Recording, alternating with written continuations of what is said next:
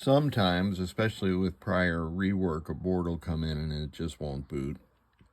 And I need to see if any of the pins on a device, this is a 6810 memory device, but this works for everything.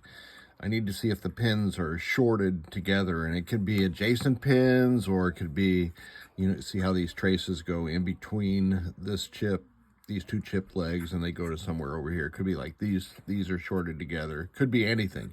I just want to know that no two pins on this device are shorted together, and that's assuming that they're not supposed to be shorted together, like in some 40-pin microprocessors, ground appears on more than one pin, and those, of course, are shorted together. So this is the way you do it. Meter set to continuity check, and you can hear the buzz. Either of your probes on pin 1, and then rake all the other legs of the device with the other probe. This proves that pin 1 isn't shorted to anything. Move your probe to pin 2 and keep doing the same thing. Now we know that pin 2 isn't shorted to anything. Move your probe to pin 3 and then do the same thing. That's not shorted, etc., etc. Get down to the end here and it gets shorter and shorter. Now here we got a quick beep, but that was because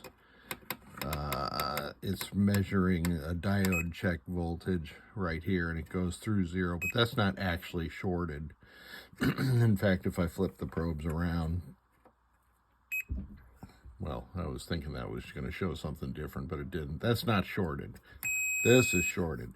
Okay, so once you have your probe on all these pins and you've raked everything else, then you move over to the other side of the device and you just keep on going.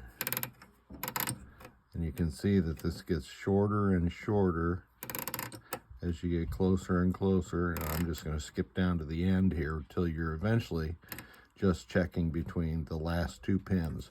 If you do not get continuity throughout this whole process, you can rest assured then that none of the pins on this part are shorted together.